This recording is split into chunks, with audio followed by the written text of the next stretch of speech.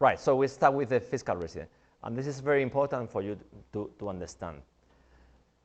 If everyone is from the UK here, you know that your fiscal year goes from April to April of the next year. So it's a break, you break the natural year. In Spain, we make it easier, and we do everything is with the natural year, from the 1st of January up to the 31st of December. This brings some problems when we are about to submit tax returns, but this is the tax office, Spanish tax office, accepts or understands this problem. When you are legal resident, doesn't necessarily mean that you are tax resident. It's two things. We would say that, or it would be better to say that before the Brexit. But now, as I said, that with the TIE, in theory, you have to live in Spain. This should not be fully valid. So, to be fiscal resident in Spain, you need to live here in this calendar year that I told you, from January up to December, at least 183 days. This is 6 months. If you are living here, or you are new buyers, you came this year, it's not so important. But what is very, very important is for those that are looking to come, or if you came in 2022, it's very important that you understand what I'm going to tell. Why? Because imagine that you were in England in January 2022, and you prepared your things, your stuff, and you came in February or March or May, doesn't matter. If you did that, if you come in May and you stay here, you are going to be more than 6 months in this country. So you are considered by our law and then normal general law with England also, you are going to be fiscal resident in this country. And this happens a lot, that imagine that you sold your property in England in June or in January or February, any time this year. I need to tell you that you have a problem. Why? Because Spain, or in Spain, in theory, you should declare that sale. You should declare capital gains and pay in Spain, in theory, what you sold when you were fiscal resident in Spain. So it's very important that maybe you are in this situation right now, but when you tell people, friends, family that are looking to come, that they need to, first, they need to sell or do anything they need to do before leaving the country. If you want to sell the property, or you are going to sell it in 2 years, do it before. If you are going to get a pension pot from your pension scheme, do it before. You will get this 25% release that you have. In Spain, you will not get anything. So anything that in England, in the UK, will not pay taxes or will get a better treatment, do it before you come. Because if you are here and you do while you are here, you will pay taxes in England. And every day I have meetings with people that they are in this trouble. They came to Spain in March, in June, and they sold the property the same year. And I need to tell them that they have to pay capital gains in Spain. Whereas in England they didn't pay because it was their main home.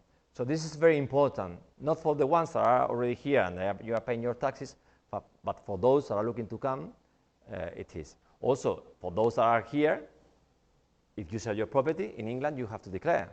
So yeah, you have to decide if it's worth it to sell it or not. When I say 183 days, it's not 183 days in a row. Could be 4 months at the beginning of the year and 2 months the rest of the year. It's not that it should be 6 months together. So if you, in any calendar year, stay more than 6 months, then you are fiscal resident here.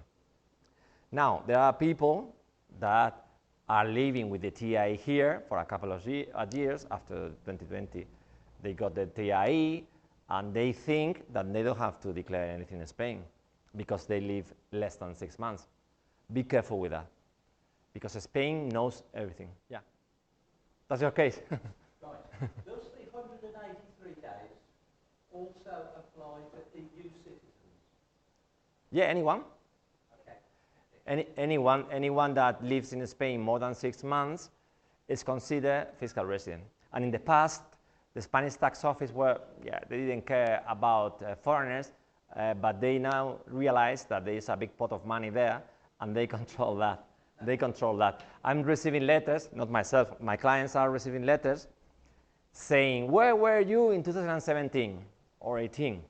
Because 2017 is already gone. In Spain, you can go back 4 years. How do they know? That's what I was going to say. Passport isn't stamped. Yes, but you probably have a house here. You have a house here. See.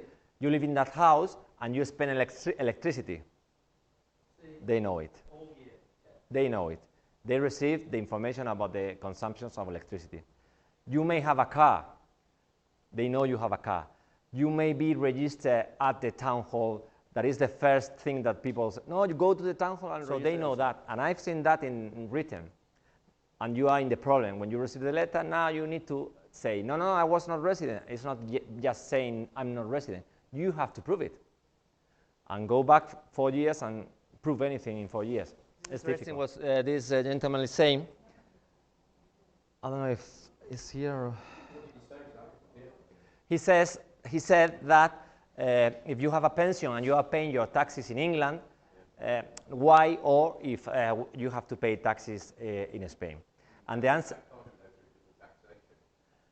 answer is yes, you have to pay in Spain, and just in Spain, not in the UK. For people that are new in Spain, your first year, it will be like I call it a gap year of taxes. Why? Because UK will not let you go. They will not let you go and stop withholding tax. And Spain will have to declare income tax in Spain also, and you will have to pay.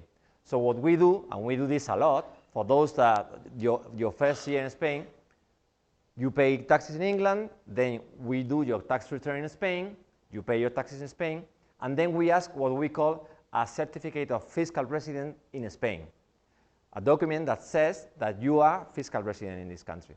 You go to the HMRC with that document, and they will refund you anything that you paid that year. In theory, like that lady, you don't have to declare in Spain or pay taxes in Spain because you don't have income.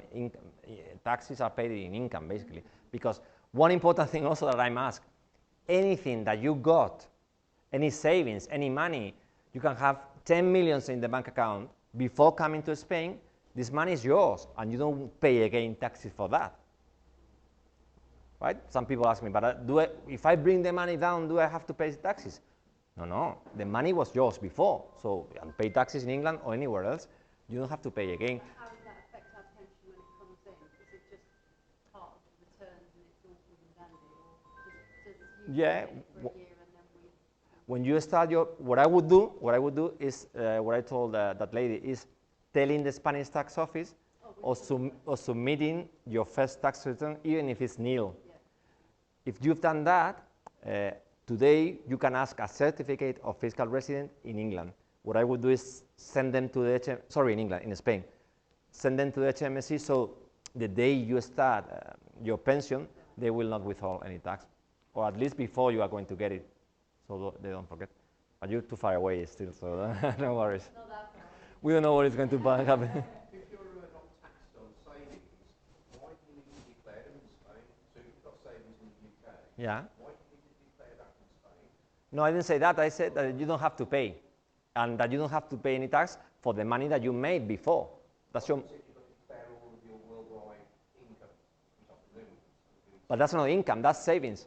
Income is pensions, salaries, dividends, interest on that money. Dividends on those savings or interest, you have to declare that. In Spain, yeah. Rental. So you just declare the interest amount, not the amount of the savings. That's it, yeah. But this is very important, and you may have heard about it.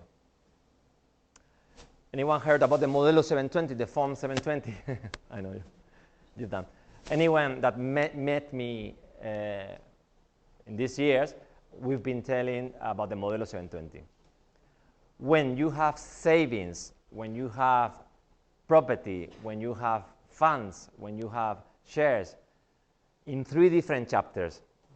Property valued more than 50,000, or when you bought it, investments valued more than 50,000 euros, and current accounts with more than 50,000 in 3 different chapters. If you have more than that outside Spain, you have to submit a form, a very tricky form that is called Modelo 720. And this form must be declared in March after the first year that you become fiscal resident. So for those that are for the first time fiscal residents this year, 2022, you need to declare before the 31st of March of 2023. And please don't forget this thing. It's very important. In the past, it was much, much more important. You want to ask something? Yeah, we started paying tax here 3 years ago. We declared our rental income from England. We paid the accountant, we fill in the responsibility. We declared everything absolutely 100% honestly. When we went to pay it, we said, oh my God, I forgot to do the 720. The fine's 30,000 euros. Yeah. That's what I was saying. Yeah. I have a lot these cases. People that forget, their accountant didn't tell, they didn't know, they didn't tell their accountant for some reason. If you missed that form to be submitted, that is informative. You don't pay anything for that. You pay the person that is dealing with it, but not any tax at all. In the past, it was huge penalties, huge, immense penalties. I will not say numbers, but much more than that I've seen. But what happened? That some smart lawyer from Spanish smart lawyers went against Spain to the European Union Court and saying that this was abusive, that these huge penalties were not equal to the rest of our tax in Spain. So it was a very, very long court case, and this year, March 2022, Spain lost, and they had to get rid of these huge penalties. And now penalties are really soft. It could be 200 euros, 150, 300, around that, depending on what you have. But not that things that in the past were there. If anyone here were before or did submit tax return prior to 2022, in 2021 or 2020, and they missed that form, we recommend to submit it now. Because you need to declare, and what this lady is saying, that she was sending conflict information to the tax office because she was declaring her rental, her UK rental, but she didn't inform about that. And you were lucky because Spain didn't match these two things. No declaration of the 720, but you were telling that you...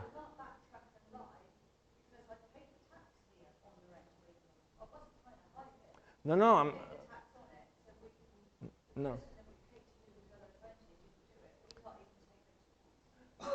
No, I'm not saying it's your fault. What I'm saying is that you were lucky in the terms that the tax office didn't match your income tax declaration that was you were telling that you had a property abroad and you were renting that, but you didn't submit that form. So my advice is to declare as soon as possible to be safe. But even if you don't declare and they catch you, the penalties are going to be the same as I told you. So no big deal, but it's important that you submit that form.